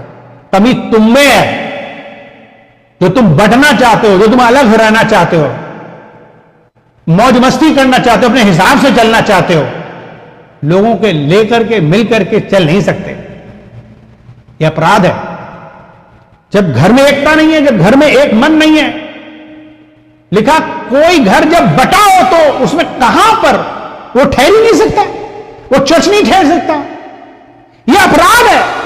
इसका समाधान करो। इसीलिए चर्च नहीं बढ़ रहे हैं, इसीलिए बेदारी नहीं आ रही, इसीलिए जागृति नहीं आ रही, इसीलिए बहुत बड़ा काम नहीं हो रहा। शत्रु ने हमारे भारत देश में हमला कर रहा है। 2000 साल से भी ज्यादा सुषमाचार हुआ है। भारत देश के अंदर थोमा तक आया है, जान दे के चला गया अपनी। यीशु के 12 चेला तक आया है। कब्रिस्तान बड़ी है, जाओ देख के आओ चेन्नई में। अरे यार, इतने सालों से मिशनरी आते रहे, प्रचार होता रहा, बाबले बटी, जमीनें ली गई, क्या हुआ उससे? कितने % मसीह बने? शैतान ने, दुश्मन ने क्या किया कलीसियाओं में? ये दुश्मन ने ये हथियार का प्रयोग किया पादरियों के अंदर, पास्टरों के अंदर, लीडरों के अंदर, विश्वासियों के अंदर, हर एक के अंदर ये घुसेड़ डाला है। ये प्रचार सबके लिए होता है। शैतान सबका, याद रखिएगा, शैतान सबके खिलाफ है। ये किसी एक व्यक्ति के लिए नहीं है। सबसे खतरनाक पाप है ये। घृणा करते हैं परमेश्वर। कहीं इस्तेमाल तो नहीं कर रहा है शैतान मुझे, मैं फूट तो नहीं डाल रहा हूं यूनिटी एकता में, अपने हिसाब तो नहीं चल रहा हूं।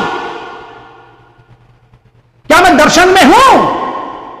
सबको जीत पा रहा हूं? परमेश्वर के राज के लिए काम कर रहा हूं या तोड़ रहा हूं? बाइबल कहती है सबसे पहले तू परमेश्वर के राज में फोकस कर, सबसे पहले परमेश्वर के राज में काम कर, सबसे पहले तू परमेश्वर का राज बना, सबसे पहले तू कलीसिया को बना, तब तुझे सब कुछ मिल जाएगा। आज क्यों कंगाल हो, क्यों नंगे हो, क्यों घटिया का जीवन है? रीजन क्या है? क्यों नहीं मिलता? यही रीजन है।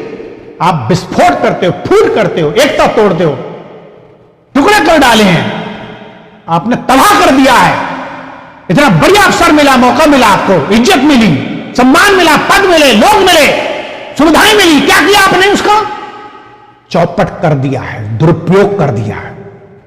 ना किंगडम रहेगा, ना घर रहेगा, ना आप रहेंगे। Bitterness and strife Greaves the Holi spirit. कटुता, बिटरनेस, झगड़े पवित्र आत्मा को दुखित करता है। इफिसियों 4 अध्याय के 30 और 31 और 32 पद को कोई जन पढ़ेगा, पास्टर वीरेंद्र ही पढ़ेंगे। क्या लिखा है?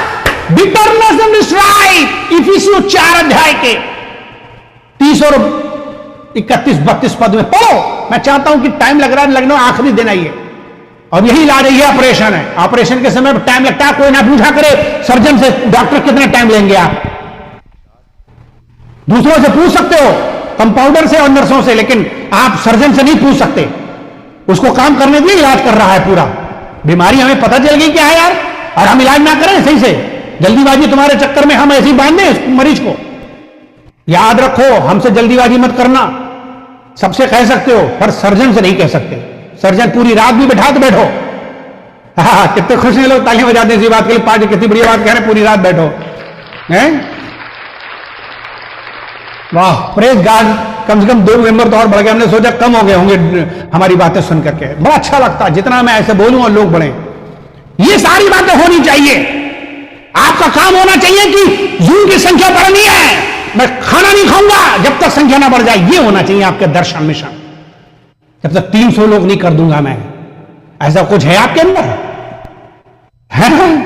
क्या लिखा है इफिसियों के 4 अध्याय के 30 और 31 और 32 पद में? प्यारो, मजा आ रहा है नहीं आ रहा है? पवित्र आत्मा को शोकित मत करो, जिससे तुम पर छुटकारे के दिन के लिए छाप दी गई है। सब प्रकार की कड़वाहट और प्रकोप और क्रोध और कलह और निंदा और वैरभाव समेत तुमसे दूर किए जाएं। एक दूसरे पर कृपालु, करुणामय, और परमेश्वर ने मसीह तुम्हारे अपराध क्षमा किए, वैसे ही तुम भी एक दूसरे के अपराध क्षमा करो। आमीन। सारी कड़वाहट को दूर करना पड़ेगा। जब तक कड़वाहट अंदर रखोगे, एकता नहीं आ सकती, चर्च बढ़ नहीं सकता। पास्टर वीरेंद्र, अगर आप सचमुच में अच्छे गायक हैं, मैं जानता हूं आवाज बढ़िया किसे, इस पद पे गाना बना दो आप और गाओ, या मैं बना दूंगा तो आप गा दो, रात दिन ऐसे गाना गाओ। देखिए, गाना जो आप वर्शिप के करते हो ना, स्पिरिचुअल गाने लाओ, करेक्शन वाले, सुधार वाले, एकता वाले। जो पुराने जमाने के हमारे जो गाने होते थे हिम्न टाइप के, बड़े आत्मिक गाने हैं। आजकल जो यूट्यूब के जो गाने हैं, अच्छा है गाओ जब कोई स्पेशल प्रोग्राम हो, लेकिन भक्ति के गीत जो हिम्नल होते हैं उन्हें आप बार बार वापस लाओ। वो कल्चर खत्म मत करो जब आराधना आप करते हो, बहुत अच्छा करते हो, बहुत बढ़िया बात है, लेकिन वो कल्चर लाओ। कौन से वाले? मेरा मन धो देना प्रभु विनती करूं बारंबार। और हम भक्ति के गीत हैं, मजा आता है। उन गीतों गाओ, परम में पिता की हम स्तुति गाएं, ये गाने लाओ, बोलो जय, मिलकर जय। बहुत पुराने गाने जो हैं, मोटी किताबें हैं, खरीद लो आप, मैं दे दूंगा पैसा, पर वो गाने लाओ। उन गानों से भी आराधना में लोगों का जो है जीवन में परिवर्तन आता है। ये गाने गाए जाएं, बहुत जरूरी। मन का दीप जला, जब गाने गाते हो भाव के साथ प्रार्थना के, लोग अंदर उसी समय सारी कड़वाहट। अब हम आराधना में चल मैं चल आया, तू आ, तुम बक चुम्बक आ, तू आ, नाच रहे हैं सब लोग, पाप भी हो रहा है, नाच भी रहे हैं यार, पूरा ऑर्केस्ट्रा लग रही है। प्लीज यार, तो हाथ जोड़कर विनती है कि आराधना को ऑर्केस्ट्रा के माहौल में ना लाओ, बल्कि परिवर्तन मन भराओ, लोग रो आराधना में, वो वाला माहौल बना दीजिए। समझ रहे नहीं कि प्रचारक भी आए तो वो भी ऐसी बात बोले कि आग लग जाए। इसको ध्यान रखिए मेरे प्यारों, इन बातों को बहुत जरूरी है। समाधान की ओर जा रहे हैं हम, फाइनल ऑपरेशन की ओर जा रहे हैं। If two prayer warriors are bitter each other, the power of intercession is blocked. Pastor Joshua, are you agree with me what I said in English? Pastor Joshua, are you agree? I don't know Pastor Joshua is listening me or not. He's busy somewhere. Pastor Joshua, are you listening what I'm saying? I can't hear you, your mic is now. Okay, praise God. Low setting. Oh, thank you so much. Low If setting. two prayer warriors are bitter at each other, the power of intercession is blocked or not? यदि दो प्रार्थना योद्धा एक दूसरे से ado यानी कि अंदर से एक दूसरे के प्रति, तो मध्यस्थता की शक्ति रुक जाती है। देखो, एक छोटे शहर की कलीसिया में दो महिलाएं थी। बड़ा ध्यान सुनना, लंबा जा रहा थोड़ा सा, इसके बाद खत्म। एक छोटे शहर की दो महिलाएं थी, बहन मीना और बहन लता। दोनों को लोग प्रार्थना को योद्धा कहते थे। देखिए, मैं नाम बदल रहा हूं, लेकिन हकीकत है, दोनों को लोग प्रार्थना योद्धा कहते थे। उन्होंने मिलकर उपवास किए, पूरी रात प्रार्थना की, और बहुत से चमत्कार देखे। लोग चंगे हुए, आत्मिक बंधन टूटे, और कई लोग प्रभु में आए। कितने लोग सुन रहे हैं? लोग कहते थे जब ये दोनों प्रार्थना करती हैं तो सोल खुल जाते हैं। पर एक दिन छोटी सी बात ने उन दोनों बीच में दरार लगा दी। एक मीटिंग में बहन मीना को लगा कि बहन लता ने सबके सामने उनके साथ अपमानजनक व्यवहार किया, मुंह फूल गया।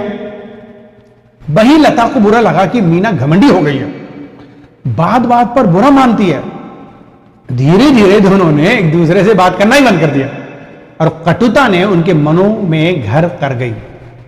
वे अब भी प्रार्थना सभा में आती थी, बाहर से सब समानता लगता था, हाथ उठाना, गीत गाना, आमीन कहते थे, पर आत्मा में कुछ बदल गया था।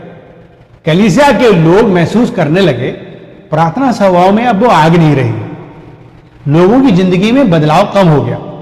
हर सभा में एक अजीब सी ठंडी हवा महसूस होती थी। एक रात पास्टर ने सभी प्रार्थना सेवकों को एक रात्रि जागरण में बुलाया। अब आजकल तो रात्रि जागरण हो ही नहीं रहे, लेकिन मैं आपको बता रहा हूं जो हकीकत है। जैसे ही रात की रात्रि जागरण में आराधना शुरू हुई, एकदम शांति छा गई, कोई आत्मिक तोड़ नहीं आया। पास्टर रुक गए और बोले, परमेश्वर कहता है उसकी आत्मा रुक गई है। कोई है जिसने किसी को क्षमा नहीं किया, कोई है जो कटुता में जी रहा है। जब ये बात कही गई, बहन मीना की आंखों में आंसू बहने लगे, टप टप टप टप टप। ये मन फराव वाली प्रार्थना बहुत होनी चाहिए। उन्होंने बहन लता की ओर देखा, लता भी रो रही थी। दोनों उड़कर एक दूसरे के पास गई और गले मिली। ऐसा होता है क्या तुम्हारे चर्चों में? ऐसा होता है संडे की आराधना में या उपवास प्रार्थना में? ऐसा होता है? उस वहां पे आ जाओ। और फिर वे दोनों फूट फूट कर रोते हुए सार्वजनिक रूप से क्षमा मांगी। उसी क्षण सभा में एक गहरा आत्मिक वातावरण आ गया। कुछ लोग जमीन पर गिर पड़े। एक महिला की गांठ उसी वक्त चंगी हो गई। एक जवान ने अपना जीवन यीशु को दे दिया। बताओ, ये होने लगा। एक पुराना विश्वासी जो गिर गया था वापस लौट आया। उस दिन के बाद प्रार्थना सभाओं में फिर से आगे चलने लगी। परमेश्वर की उपस्थिति लौट आई। कितने लोग तालियां बजाएंगे इस बात से? ये ऐसा हो गया, मेरे भी चर्च में होना चाहिए। देखो, यदि दो प्रार्थना योद्धा एक दूसरे से कटु होंगे तो मध्यस्थता की शक्ति रुक जाएगी। एकता शक्ति विकल्प नहीं है। ओके, कोई विकल्प नहीं है, यह आत्मिक शक्ति की शर्त है। इसी शर्त पे ही एकता आएगी और परमेश्वर के बड़े बड़े काम आएंगे।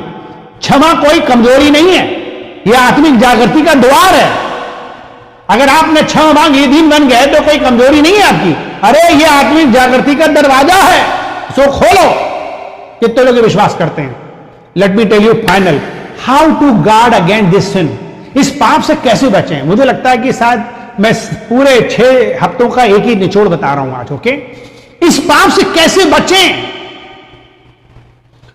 कैसे बचें? पहली बात, be quick to forgive, slow to speak. यह बहुत बड़ी बात। क्षमा करने में क्या करें? जल्दी करें। और बोलने में जो अंदर से आ रहा है उबाल, उसको क्या करें? ऐसे कर ले। याद रखो, क्षमा करें जल्दी से। कोई भी कुछ कह दे, क्षमा करो, तुरंत क्षमा करो। आग लग गई, गुस्सा आ गई, हट गए, बैठ गए, नहीं आएंगे, नहीं करेंगे, नहीं बोलेंगे, चालू हो गया, आत्मिकता भंग हो गई।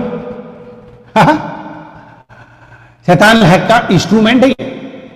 याकूब उसका 1:19 पद में क्या लिखा है? याकूब उसका 1:19 पद में क्या लिखा है? कोई बताएगा? पढ़ो, नहीं पढ़ो तो मैं बताता।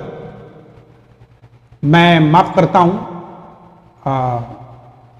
मैं यानी कि मुझे माफ कर दीजिए, मैं ये कह रहा हूं मुझे माफ कर दीजिए कि मैंने आप लोगों को बाइबल पहले से नहीं बताया, ताकि आप स्क्रीन पर दिखा सकते थे। मेरे पास टाइम नहीं था। लेकिन क्या लिखा? अगर आपकी आवाज आ रही तो आ सकती है।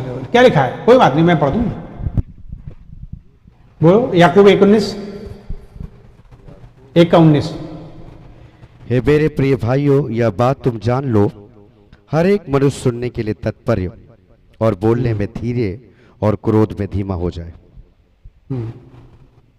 आज हर पैर प्रार्थना आंदोलन में थोड़ा आधा घंटा जाएगा। धैर्य रखिए, इलाज हो रहा है। कुछ भी हो रहा है, सबको बोल दीजिए वेट वेट। हमारे सर्जन ऑपरेशन कर रहे हैं। कहीं भी जाना हो, आधे घंटा लेट आएंगे। प्लीज धैर्य रखिए, ताना फूसी यहीं से बंद कर दीजिए। ओके, बहुत टाइम लगाते हैं पास्टर डैनियल, बहुत बोलते हैं। अरे भैया, हम तो बोलते ही नहीं, तो कम बोलते हैं। आज बोल रहे हैं क्योंकि हमें मालूम है ये फाइनल इलाज है। आमीन। क्या लिखा हुआ है? क्या लिखा हुआ है? सुनने में क्या हो? तत्पर। और बोलने में क्या हो? धीमा हो। बोलो कम और सुनो ज्यादा। जो लोग ज्यादा सुनेंगे और कम बोलेंगे, मैं सच बता रहा हूं, उनकी तकदीर बदल जाएगी, जिंदगी बदल जाएगी। बोले एक दूसरे को ज्यादा सुनेगा, कम बोलेगा, उसकी तकदीर बदल जाएगी, उसकी जिंदगी बदल जाएगी। जिंदगी बदल जाएगी मेरी कब? जब मैं ज्यादा सुनूंगा और ज्यादा बोलूंगा। कौन सा गाना है? जिंदगी ये मेरी बदल जाएगी जब कभी मैं ज्यादा सुनूंगा और कम बोलूंगा। हेलो, क्या इस राग पे गाना ये बना दें? कम मजा आ जाएगा, राइट? कितने लोग सुनना चाहेंगे गाना? मैं बनाऊंगा और गाऊंगा मैं इसी के राग पे, क्योंकि बहुत से लोगों ने सुना नहीं, बर्बाद हो गया। बहुत जरूरी, इसको इशारा समझो मैं क्या बोल रहा हूं। गाना तो गा गए पर बर्बाद भी हो गए। क्यों? क्योंकि सुना नहीं, लीडर की बात नहीं सुनी। बहुत जरूरी है, बहुत जरूरी, याद रखो। सुनो ज्यादा क्या कहा जा रहा है। कैसे बचेंगे? अपमान को प्रेम से सुलझाएं। अपमान को क्या करें? जब भी कोई अपमान करे, कोई बेइज्जती करे, कोई पद आपका जो मिला उस पर आपको नहीं कुछ दे, तो क्या करो? आपने देखा नहीं शाऊल और डेविड की लड़ाई? परमेश्वर ने शाऊल को रिजेक्ट कर दिया और दाऊद को राजा बना दिया, लेकिन शाऊल ने क्या किया? हेलो सुनो ध्यान से, शाऊल ने क्या किया? हमेशा दाऊद का अपमान किया, उसको पद नहीं दिया, उसको कुर्सी नहीं दी, उसको सम्मान नहीं दिया, उसके खिलाफ ढूंढ ढूंढ के मारने की कोशिश करी।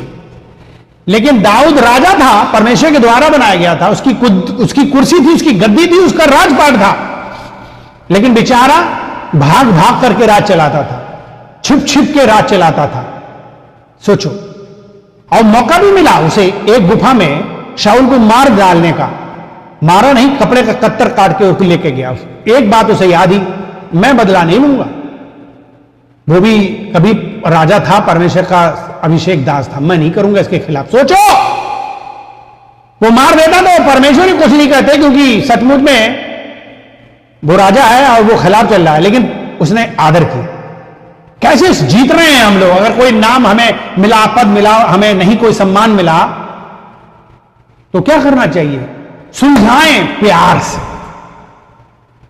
मत्ती 18 अध्याय के 15 पद में लिखा है कि जा, अगर तेरे मन में किसी के प्रति कुछ है, भाई बहन माता पिता या कोई भी, और तेरे भी कुछ भी चल रहा है गड़बड़, जाके रख दे अपनी बेदी, रख दे अपनी आराधना, रख दे अपनी भेंट, जा पहले मेल मिलाप कर ले, प्राइवेट ले जाकर के बात कर, अकेले में जाकर समझा। बाइबल कहती है अगर कोई किसी ने पाप किया है, गलती की है, तो उसे अकेले में जाके समझा। ये हमारी पहली कोशिश होनी चाहिए। जब ना माने तब एक दो लोगों के साथ में ले जाओ, जब कतई नहीं मानो तो भैया कलीसिया में कह दो, ये भी है, उसका भी समाधान। लेकिन कोशिश करो कि उसे जीत लो। फूट डालने वाले नहीं, मेल कराने वाले बनो। क्या लिखा है मत्ती 5 अध्याय के 9 पद में? धन्य है वे जो मेल कराते हैं। एक स्टोरी बता रहा हूं मैं। एक कलीसिया में दो महिलाएं थी, उपवास प्रार्थना में झगड़ गई, ठीक है। एक परिपक्व विश्वसनीय ने प्रेम से दोनों को मिलाया, उन्होंने मेल किया और अगले ही दिन जागृति शुरू हो गई। आज हमें ऐसे लोगों की जरूरत है जो मेल मिलाप कराने वाले हों। आजकल क्या हो रहा है, हम किसी परिपक्व को सोच रहे हैं बड़ा परिपक्व है, बड़ा जो मेल मिलाप करा देगा, वो खुद भी शामिल हो जा रहा है उसी, यार तो क्या करें। अरे भैया, why you are involving in such a kind of rubbish thing? You are mature, you are elder, you should be wise enough, understand these people have childish nature, talk to them that they can unite and go to the mission and work in the vision of the senior pastor, right? This sin does not just block prayer, it breaks churches, friendship and families. ये पाप केवल प्रार्थना को नहीं रोकता, ये कलीसिया और दोस्ती और परिवार को भी तोड़ता है। Be a carrier of peace, not poison. शांति को फैलाओ, जहर को नहीं। Repent of any past division and let the Lord heal your heart. किसी भी पिछली फूट के लिए पश्चाताप करना चाहिए, जो भी पिछले दिनों में हो चुकी गलतियां, पब्लिकली माफी मांग लो, हाथ पैर पकड़ लो और भरपाई कर दो, ताकि लगे लोगों को पश्चाताप हुआ। अब भरपाई करते नहीं कुछ लोग, चुप्पा रहते हैं, अब कहते हैं अब तो वो गलती नहीं कर रहे। अरे तुमने करी तो नहीं। अच्छा एक बात मुझे बता दो, अभी मेरी किसी ने मोटर, मान लीजिए किसी ने आपकी साइकिल तोड़ डाली, ठीक, और वो चला गया, आपने उसको क्षमा भी कर दिया, लेकिन दिल में चोट तो लगी ना। बाद में आपको ये पता चलेगा ये बंदा जो है आजकल समाज सेवा कर रहा है। क्या समाज है? सबकी पुरानी टूटी साइकिल बनाता फिर रहा। हेलो ध्यान देना, आपकी कभी इस बंदे ने साइकिल तोड़ी, आपने माफ कर दिया, लेकिन कल को उस बंदे ने क्या किया, दूसरे समाज सेवा में दूसरों की साइकिल सही करता फिर रहा है, आपको पता चला। हेलो, आपको पता चला, और लोग कह रहे हैं यार वो बंदा कितना अच्छा है, उसने तो साइकिल जो है वो अब ठीक करता फिरता है लोगों की। ईमानदारी से बताना, सीने पे हाथ रख करके आपको कैसे लगेगा? अगर कल बंदे ने आपकी पिछले दिन आपकी साइकिल तोड़ी थी, आज उसके अंदर भला काम की आत्मा आ गई कि वो दूसरों की साइकिल सही करता फिर रहा है। आप मुझे ईमानदारी से बताना, बुद्धिमानी से बताना, कैसे लग रहा होगा आपको? हेलो, कोई बता सकता है? पास्टर लोग बता सकते हैं कैसे लग रहा होगा आपको? बुद्धि से उत्तर देना और आत्मा से उत्तर देना। कि सबकी साइकिल बनाते हुए फिर रहे हैं और हमारी साइकिल हाँ। बनाते गए थे। क्या बात है आपकी मुंह, क्या बात है आपकी मुंह में घी शक्कर पास नीरज, कितनी बढ़िया बात कह दिया। ये फीलिंग्स आती है। अबे यार, तुम जा रहे हो दुनिया की भलाई करने, और जिससे तुमने पंगा किया, लड़ाई लड़ी, झगड़े किए, उससे तो तुमने मेल मिलाप किया ही नहीं। उसे तो तुमने सॉरी के शब्द भी नहीं बोले, फूल भी नहीं दिया, गुलाब का फूल भी दे दो। अरे यार, व्हाट्सएप में भेज दो, हाँ भेज दो। जितनी बड़ी तुमने तकलीफ दी, उतनी बड़ी कम से कम भरपाई तो करो जाके। तुम दुनिया में साइकिल संभाल रहे हो, जिसकी साइकिल तोड़ी जाके उसको मोटरसाइकिल दे आओ जाके, तब तो अच्छा लगेगा उसे। तुमने यार उसकी मोटरसाइकिल तो छोड़ो, उसकी साइकिल ही रिपेयरिंग नहीं करी, जाके कुछ तो भरपाई करो जाके यार, तब तो लगेगा उसे बंदे को।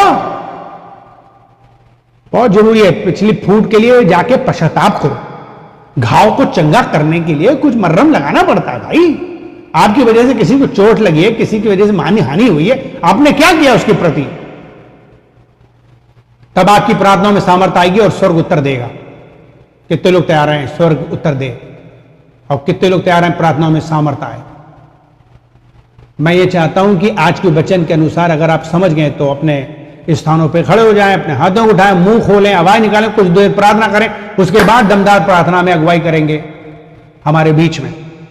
आज पास्टर नीरज, हम वचन के आधार पर आप प्रार्थना करिएगा, वचन के आधार पर, इफ यू वांट। ओके, मैं चाहता हूं खड़े हो जाएं सारे लोग खड़े हो जाएं अपने स्थानों पे।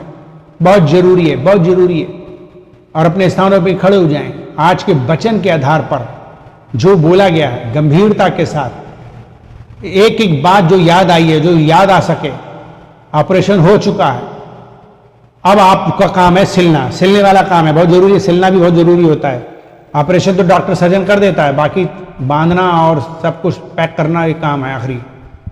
मैं राय दूंगा कि पास्टर नीरज आत्मा में उभर के एक बढ़िया दमदार प्रार्थना करें और सचमुच में आज के वचन के आधार आग लगा दें। आप अपनी आंखें बंद करें, सब लोग पास्टर राज सबके माइक के खोलने की परमिशन दें। केवल प्रार्थना करने वाले ही प्रार्थना करें, अपने घर की स्टोरी ना सुनाएं और बातचीत ना सुनाएं, ना सड़कों की आवाजें। अगर बहुत बिजी हो तो कोई बात नहीं, लेकिन प्रार्थना करने वाले ही प्रार्थना खोल के आवाज निकालें।